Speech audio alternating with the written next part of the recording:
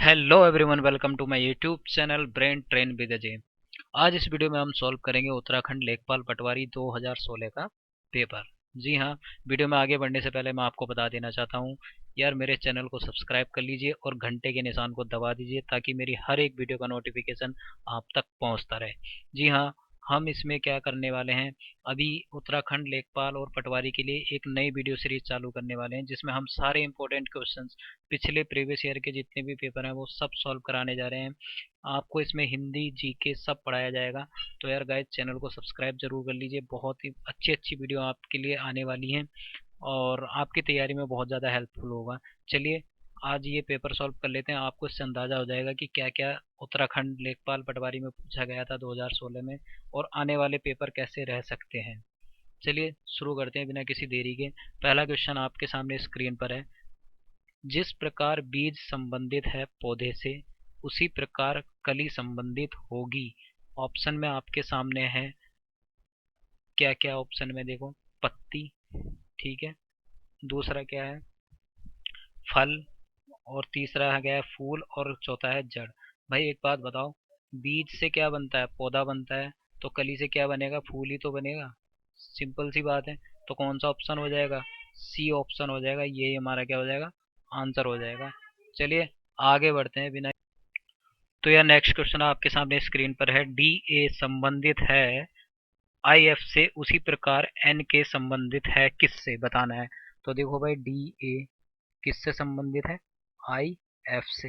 ऐसे क्वेश्चन में करते क्या है कि इसका जो ये डी देखिए, हम देखेंगे ए बी सी डी जो होती है हमारी, उसमें कौन से नंबर पे आता है, 4 नंबर पे आता है। और ए कौन से नंबर पे आता है, पहले नंबर पे आता है।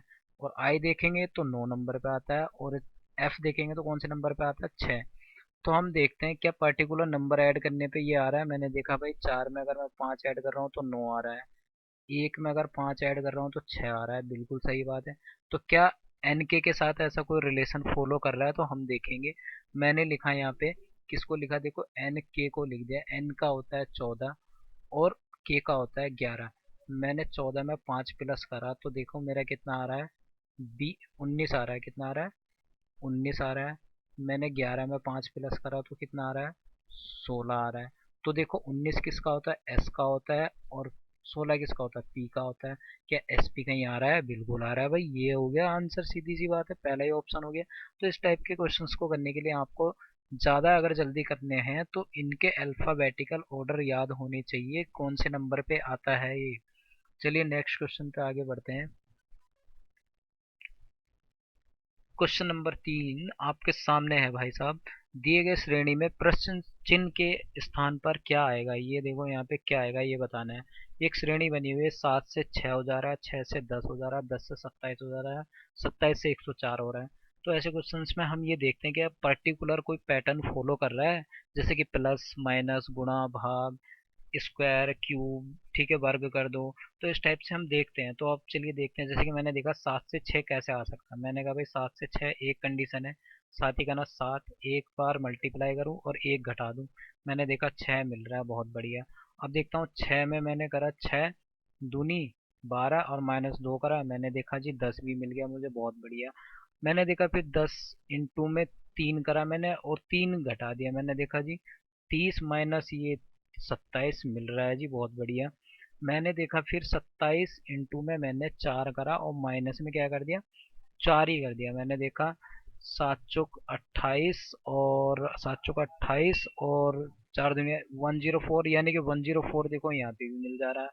अब यानी कि मुझे ये पता चल गया ये एक पैटर्न फॉलो कर रहा है। तो मतलब अगला जो नंबर आएगा वो 104 में 5 से गुणा करेंगे और 5 ही हम माइनस कर देंगे। तो मैंने देखा 5 से गुणा करी तो ये तो हो गया 5 चौक 20, हासिल लगे 2 और 5 ही का 5। और इसमें से अगर मैं 5 माइनस करूंगा तो देखो कितना आ रहा है, 515 आ रहा है कि नहीं आ रहा। तो कौन सा ऑप्शन है भाई हमारे पास, 515, डी ऑप्शन हो गया। तो यार देखो कितना, बस आपने लॉजिक फॉलो करना था, क्या फॉलो कर रहा है। आप इसे खुद से करोगे तो टाइम भी नहीं लगेगा। चलिए आगे बढ़ते हैं बिना किसी देरी के।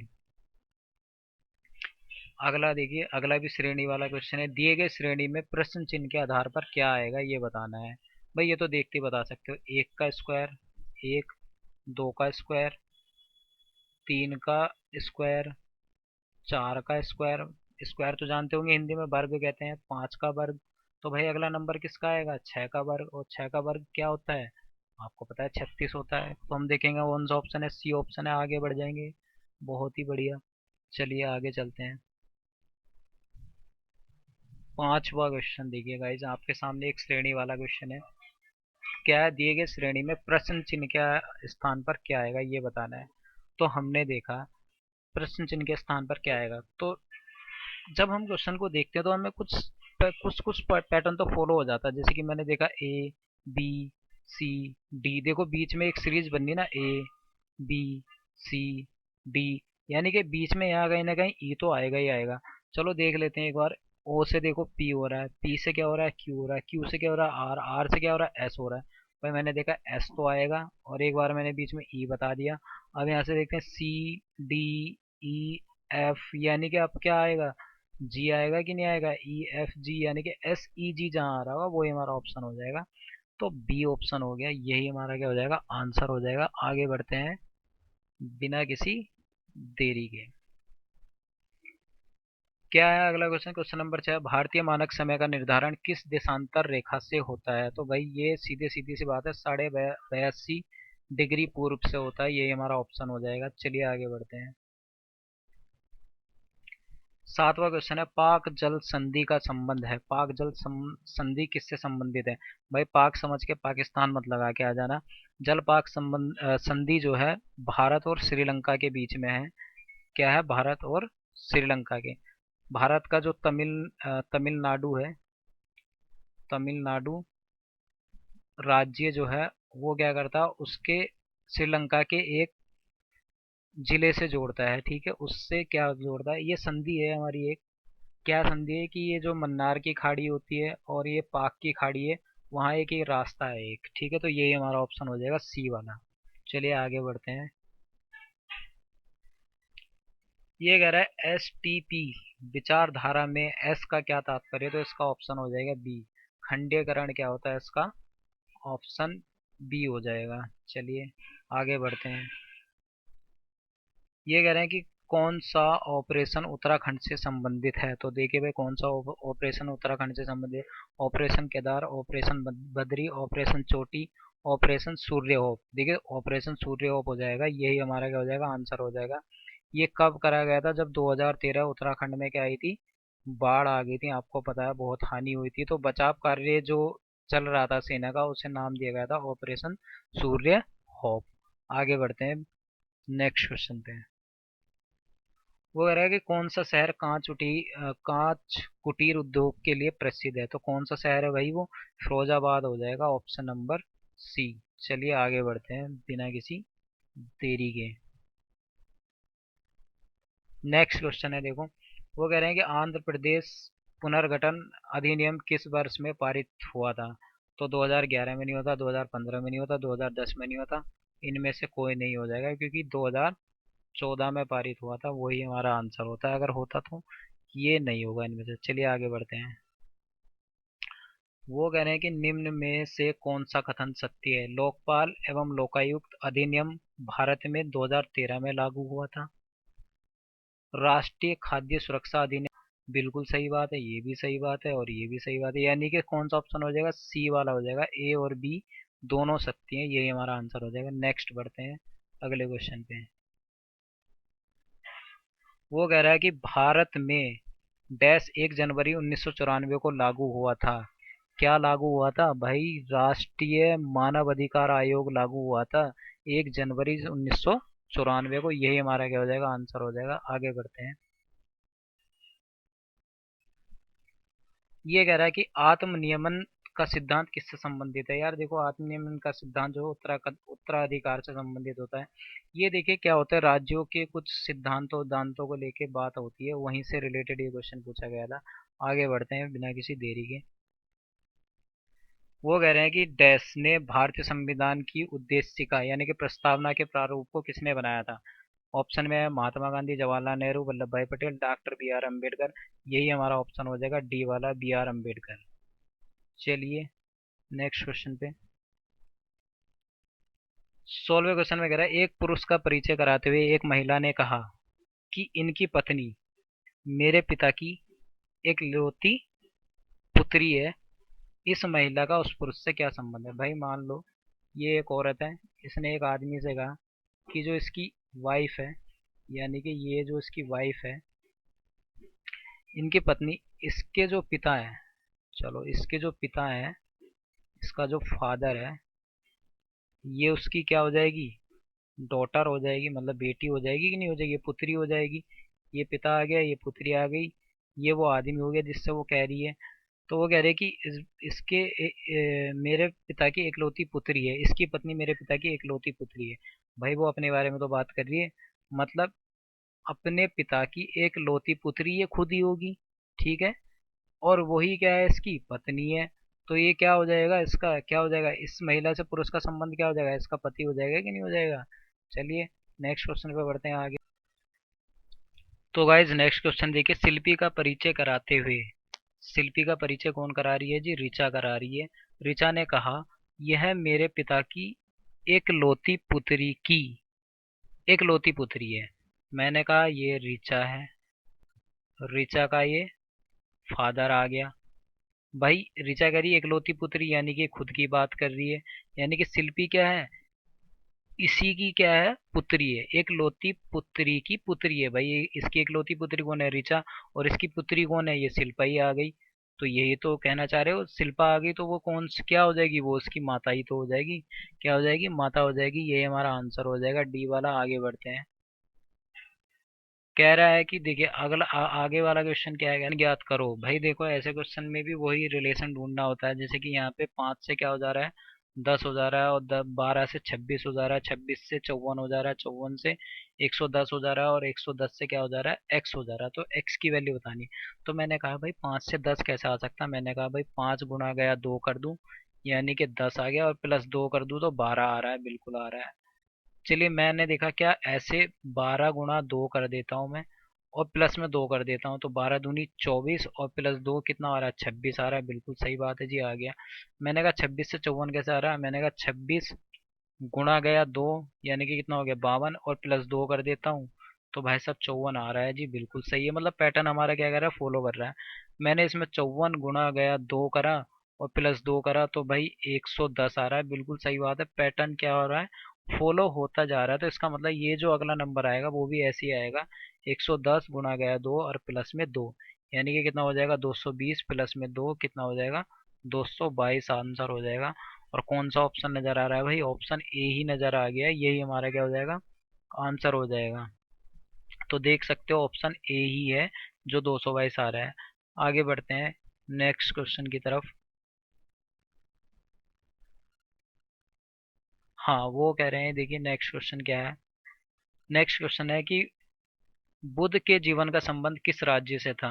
भाई कौशल से था, बिल्कुल, मगध से भी था। यही दोनों ऑप्शन हो जाएंगे, बी और सी। चलिए आगे बढ़ते हैं। 20 क्वेश्चन नंबर 20 देखिए, अध्यक्ष सदन के किसी भी सदस्य को बोलने से रोक सकता है, बिल्कुल सही बात है, और अन्य किसी सदस्य को बोलने दे सकता है।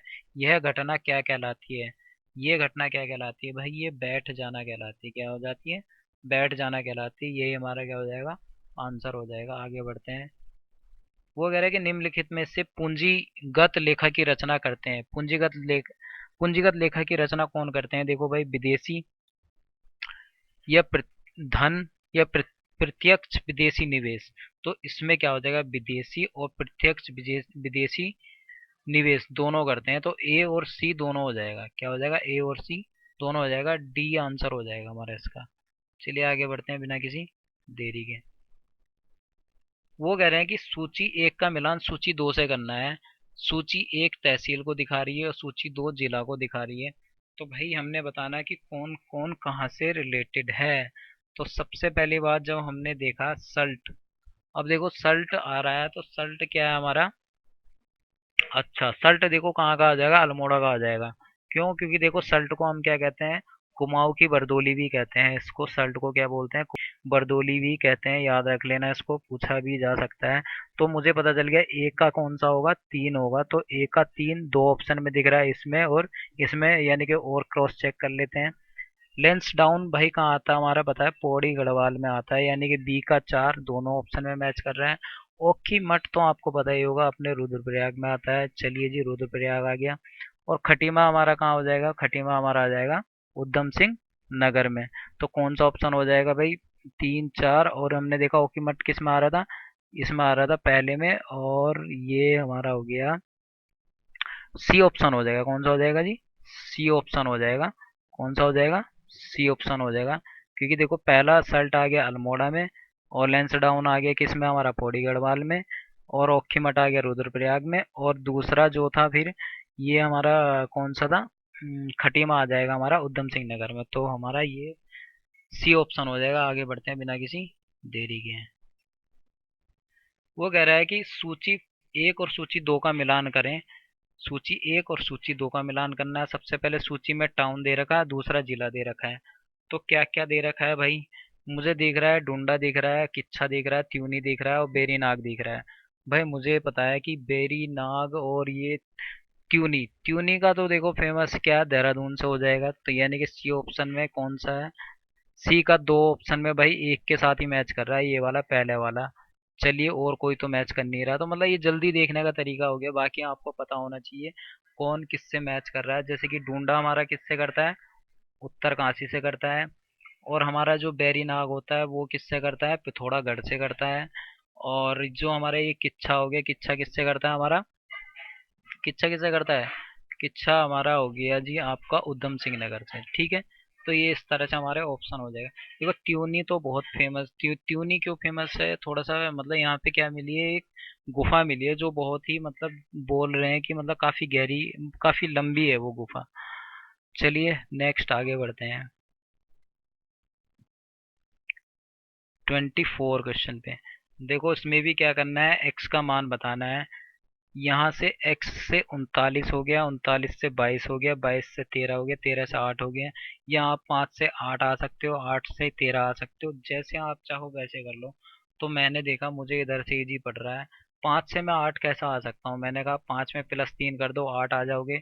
8 में +3 करोगे 13 आ रहा है, लेकिन कितना रहा, 11 रहा। तो ये भी नहीं लग रहा है, कुछ दूसरा सोचना पड़ेगा। जैसे कि मैंने वही कहा 5 गुना गया 2, यानी कि 10 हो गया, मैंने 2 माइनस कर दिया तो कितना आ रहा है, 8 आ रहा है कि नहीं आ रहा है। बिल्कुल सही बात है। अगर मैं 5 में 2 से गुणा करूं और 2 घटा दूं, फिर मैंने क्या करा, 8 में मैंने कितने 2 से गुणा कर दी और 3 घटा दिया, तो 16 माइनस 3 13 आ रहा है।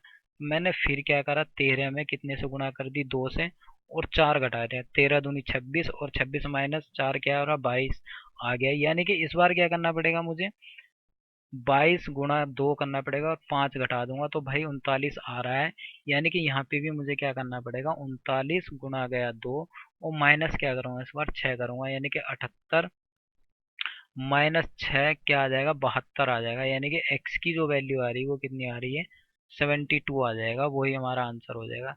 चलिए चेक करते हैं कौन सा ऑप्शन में है। ऑप्शन नंबर सी हमारा हो जाएगा 72, यही हमारा क्या हो गया, आंसर हो गया। देखिए नेक्स्ट क्वेश्चन क्या है, नेक्स्ट क्वेश्चन है निम्नलिखित जानकारी का सावधानी से अध्ययन कीजिए तथा नीचे दिए गए प्रश्नों के उत्तर दीजिए किसी एक सांकेतिक भाषा में।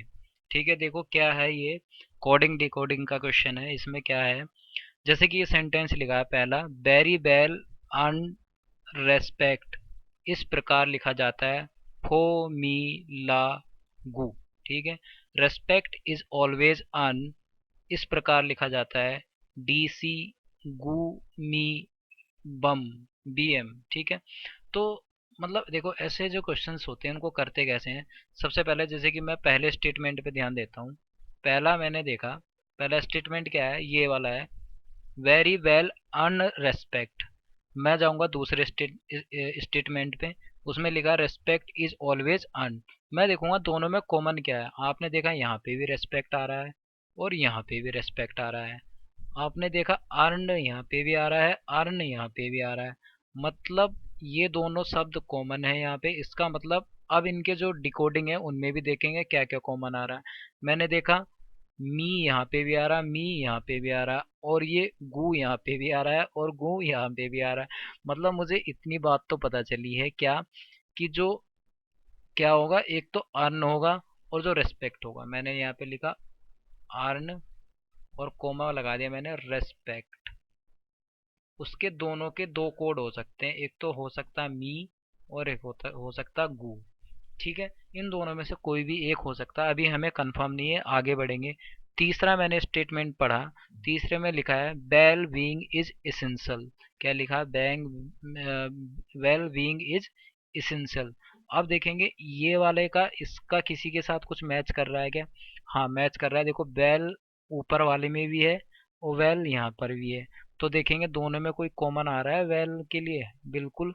हम देखते हैं ला ऊपर भी कॉमन आ रहा है और ला यहाँ पे भी कॉमन आ रहा है। इसका मतलब जो ये वेल है, वेल हो सकता है हमारा इसके लिए आ रहा हो। ठीक है, अभी और क्या आ रहा है? सिर्फ यही आ रहा है। ठीक है, तो मतलब अब एक चीज कंफर्म है कि ला जो हो सकता है इसी का हो सकता है, मुझे पता चला जो वेल है वेल का हो गया ला। इस तरह से ढूंढेंगे। ठीक है, अब ये देखो वेल का ला मिल गया। अब देखो ऊपर क्या है, वेरी बचा है सिर्फ, क्योंकि अनरेस्पेक्ट और वेल का तो हमें मिल गया, ये वेरी बचा, तो वेरी का तो हमें साफ पता चल गया फो होना चाहिए। तो मैंने लिखा जो वेरी है उसका क्या हो जाएगा, फो हो जाएगा। चलिए अब आते हैं नीचे वाले स्टेटमेंट में, मैं देखता हूँ अर्न मनी बीइंग वेस्ट। ठीक है, अर्न का तो हमने देखिए अर्न आ रहा है यहाँ पे भी, और अर्न हमारा ऊपर एक तो कौन से सेंटेंस में आ रहा था, इसमें भी और दूसरे में भी और पहले में भी। अर्न का हमने देखा था मी हमने लगाया था, देखो मी।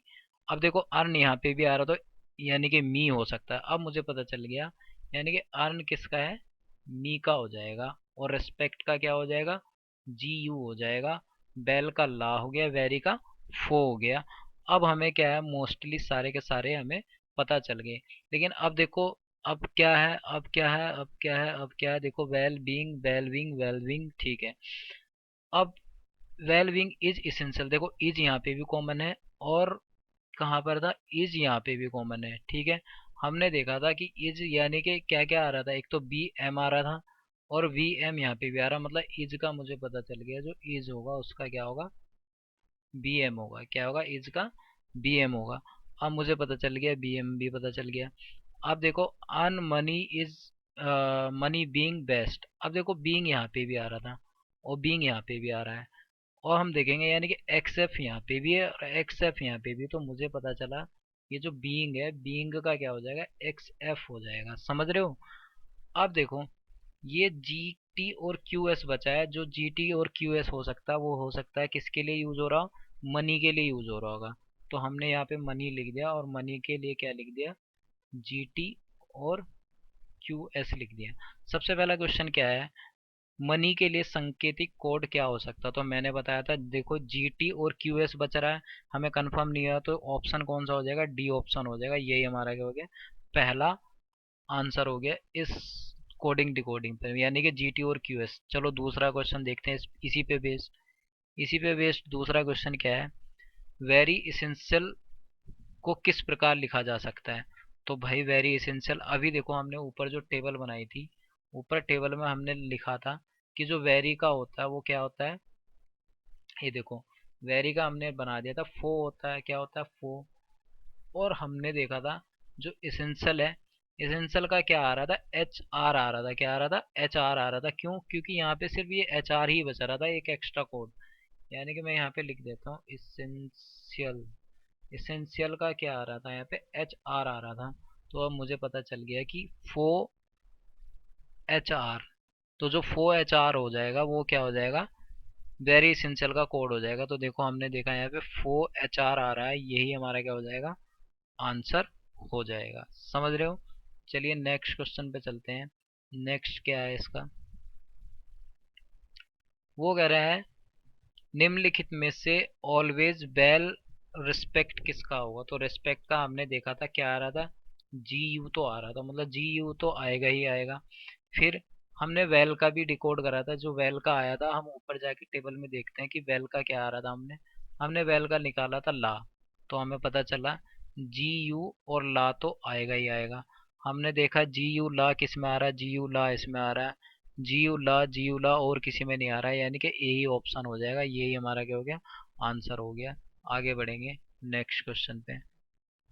तो देखो नेक्स्ट क्वेश्चन है 30 वाला, वो कह रहा है निम्नलिखित में से किससे ला डीसी मी द्वारा बनाया जा सकता है। तो मी का हमने अभी देखा था, क्या आ रहा था, एक तो आरना आ रहा था, ठीक है, और ला का हमने अभी देखा था, ऊपर ला का देखो क्या आ रहा था, वेल आ रहा था, क्या आ रहा था, वेल आ रहा था। तो इसका मुझे पता चला कि ये तो आ गया, वेल आ गया, ठीक है, ये आन आ गया। अब क्या है डीसी का, देखो डीसी का हमने ऊपर जब देख रहे थे हम, रुको मैं ऊपर जाता हूँ, ये देखो हमने जो ये सेंटेंस पढ़े थे उनमें डीसी सिर्फ एक जगह आ रहा था, ये यहाँ पे, ठीक है, क्योंकि यहाँ पे सबकी कुछ ना कुछ मीनिंग आ गई थी। तो हमने देखा था ये जो डीसी है, डीसी किसको डिनोट करेगा हमेशा, ये किसको, ऑलवेज को डिनोट करेगा, किसको करेगा, ऑलवेज को करेगा, क्योंकि बाकी सारे कोड हो गए थे हमारे। तो मैंने देखा, तो ये जो डीसी है किसको रिस्पेक्ट करेगा, ये देखो डीसी यहाँ पे भी आ रहा था, ऑलवेज रेस्पेक्ट, तो डीसी जो हो गया रेस्पेक्ट के लिए यूज हो गया हमने। तो हम देखेंगे कौन सा वाला क्वेश्चन कर रहे थे हम, तीसरा, बेल अन रेस्पेक्ट आना चाहिए, जिस सेंटेंस में ये तीनों चीजें होंगी वही हो जाएगा, bell earn respect, A option हो गया, यही हमारा क्या हो गया, आंसर हो गया। चलिए नेक्स्ट क्वेश्चन पे चलते हैं। मैं थोड़ा सा इसको स्लाइड को इधर कर देता हूँ।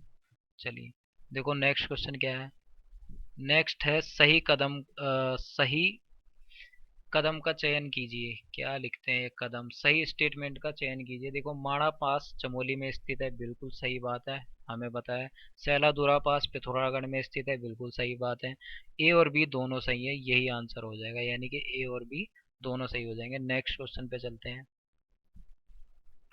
नेक्स्ट कह रहा है कि अलकनंदा और डैश नदी का संगम नंद प्रयाग में होता है। तो नंद प्रयाग में कौन कौन सी नदियां मिलती हैं, भागीरथी और अलकनंदा मिलती है क्या, नहीं जी।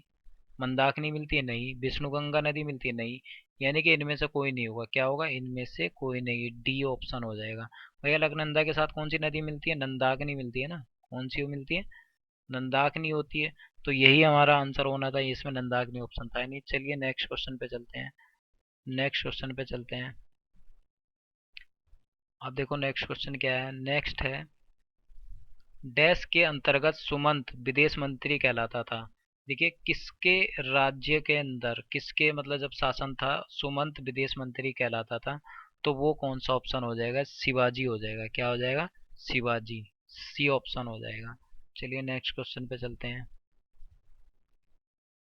निम्नांकित द्वीपों में कौन सा भारत का भाग नहीं है, मॉरिशस नहीं है, माफिया भी नहीं है, माल्टा भी नहीं है। तो उपरोक्त डी सभी हो जाएगा, इनमें से कोई भी क्या नहीं है, भारत का भाग नहीं है। रहस्यमय झील के रूप में किसे जाना जाता है, तो रहस्यमय झील के रूप में किसे जाना जाता है, आप सभी जानते होंगे, किसको जानते हैं हम, रूप कुंड को, किसको, रहस्यमय झील के नाम से जाना जाता है। यही हमारा क्या हो जाएगा, आंसर हो जाएगा। नेक्स्ट क्वेश्चन पे चलते हैं, नेक्स्ट क्वेश्चन क्या है।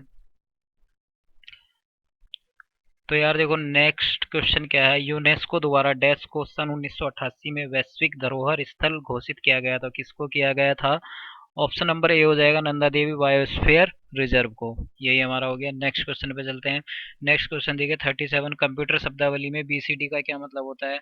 तो कंप्यूटर शब्दावली में बीसीडी का मतलब होता है बाइनरी कोडेड डेसिमल, जो कि हमारा क्या होता है, ये हो गया, ऑप्शन नंबर सी हो गया। चलिए नेक्स्ट क्वेश्चन पे चलते हैं। सही कथन का चयन कीजिए। क्या है सही कथन, देखते हैं। रोहित शर्मा ने लगातार तीसरे वर्ष मारुति सुजुकी ईएसपीएन क्रिक इन्फो पुरस्कार जीता, सही बात है। फुटबॉल उत्तराखंड फुटबॉल उत्तराखंड का राज्य खेल है, बिल्कुल सही बात है। यानी कि कौन से हो गए, ए और बी दोनों सत्य हैं, यही हमारा आंसर हो जाएगा, सी वाला ऑप्शन हो जाएगा। आगे बढ़ जाएंगे। तो आपको अंदाजा लग रहा होगा कि किस टाइप के क्वेश्चन आ रहे हैं, किस टाइप के क्वेश्चन पूछे जाते हैं। गाइस चैनल को सब्सक्राइब कर लो, वीडियो को लाइक और शेयर कर दो, हम ऐसी वीडियोस लेके आते रहेंगे। मैं जल्द ही कल ही इसका पार्ट 2 भी डालूंगा। आज मैं सोच रहा हूँ 50 क्वेश्चन इस पार्ट में करा देता हूँ, कल जल्द से जल्द मैं करूँगा, इसका नेक्स्ट पार्ट डाल दूंगा, क्योंकि वीडियो ज़्यादा लंबी हो जाती है, बच्चे देखते नहीं है।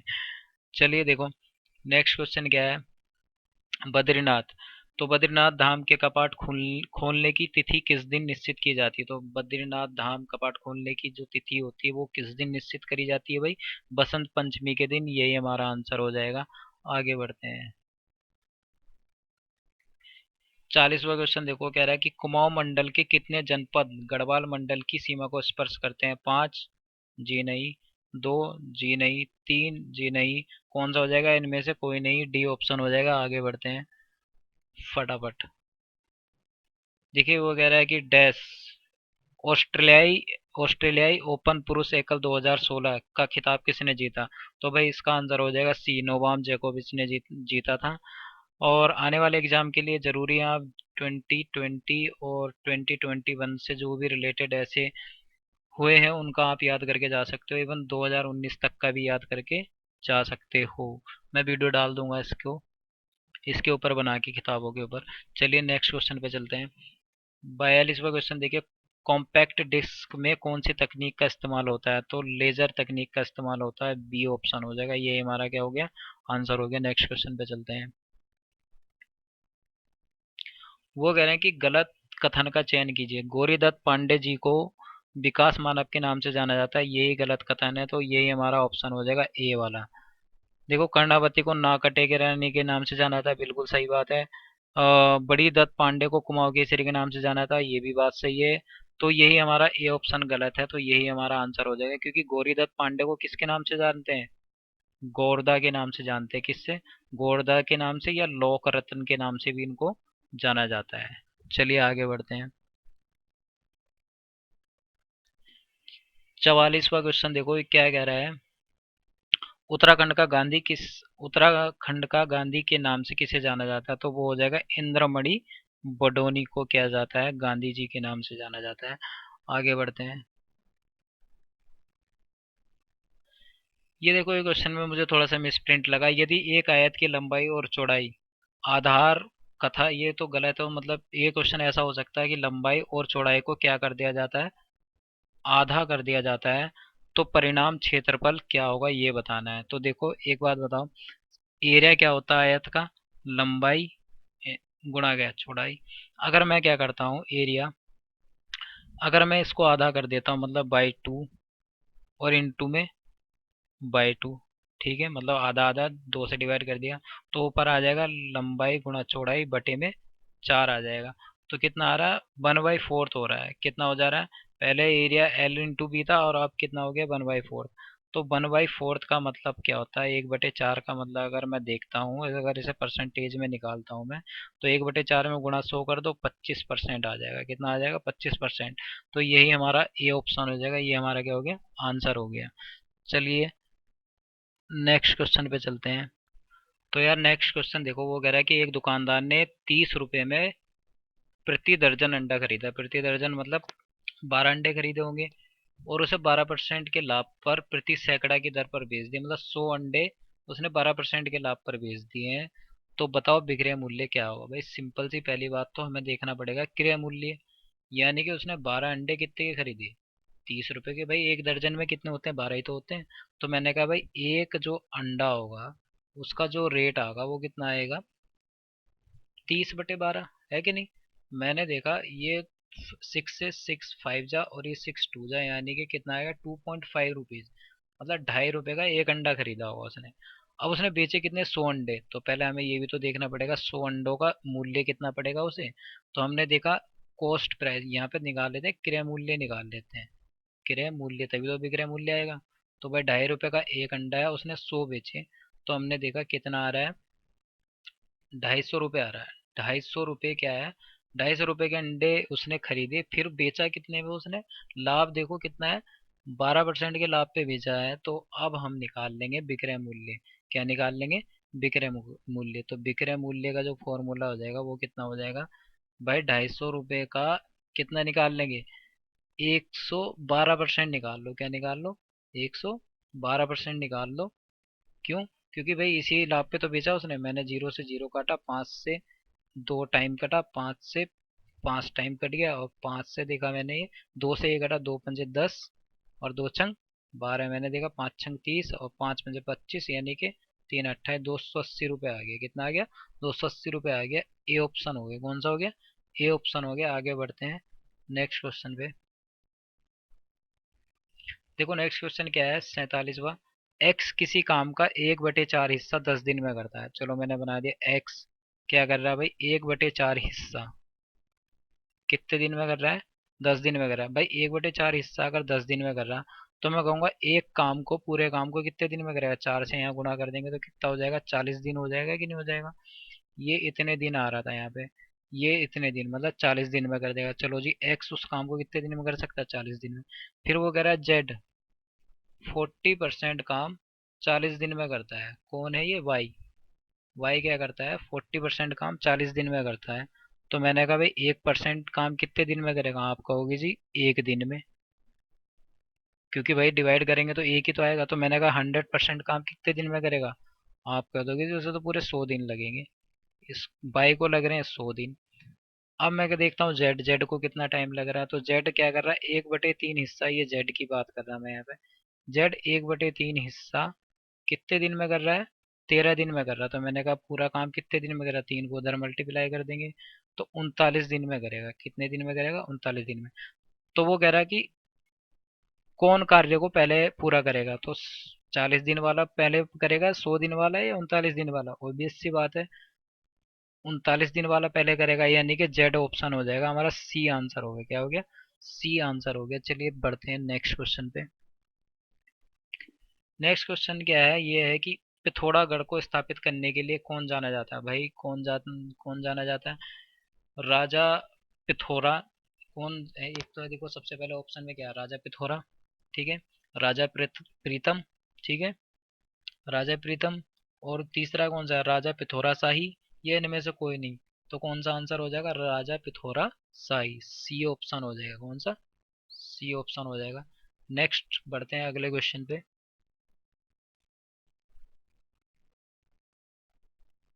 ये देखिए 49 क्वेश्चन कह रहा है सूची 1 का मिलान सूची 2 से करिए। चितई मंदिर कहाँ है? टपकेश्वर मंदिर कहाँ है? मनसा देवी मंदिर कहाँ है? ये तो देहरादून और हरिद्वार वालों का फेवरेट हो गया है। टपकेश्वर भाई देहरादून में है, हमें पता है। मनसा देवी मंदिर जी हमारा हरिद्वार में है। और चितई मंदिर कहाँ हो जाएगा जी? अल्मोड़ा में हो जाएगा। तो कौन सा ऑप्शन मैच कर रहा है? ए का आ रहा है तीसरा, ए का तीसरा। बी का कौन सा आ रहा है? पहला। तीसरा पहला। तो ऑप्शन नंबर क्या हो जाएगा? डी हो जाएगा। कौन सा हो जाएगा? ऑप्शन नंबर डी हो जाएगा। ये हमारा क्या हो गया? आंसर हो गया। चलिए नेक्स्ट और लास्ट क्वेश्चन पे बढ़ते हैं, क्योंकि वीडियो बहुत लंबी हो जाएगी। मैं 50 क्वेश्चन इस सीरीज में लेके आया हूँ। अगली जो वीडियो होगी 50 अगली अगली वीडियो में लेके आऊंगा।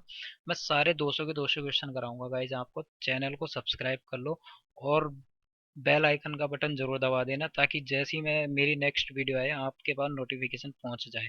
तो देखिए लास्ट क्वेश्चन इस सीरीज का पढ़ कर लेते हैं। वो क्या है? निम्न में से कौन सी डिस्क एक फिस्क डिस्क होती है? तो हम देखिए कौन सा आंसर हो जाएगा? हार्ड डिस्क हो जाएगा। कौन सा हो जाएगा? हार्ड डिस्क ऑप्शन हो जाएगा एच डी। चलिए यही हमारा लास्ट क्वेश्चन था आज का। वीडियो बहुत लंबी हो जाएगी गाइज, मैं नेक्स्ट वीडियो जल्दी ही लेके आऊँगा। चैनल को सब्सक्राइब कर लो और वीडियो को ज़्यादा से ज़्यादा लाइक कर दीजिए और शेयर भी कर दीजिए। Okay bye.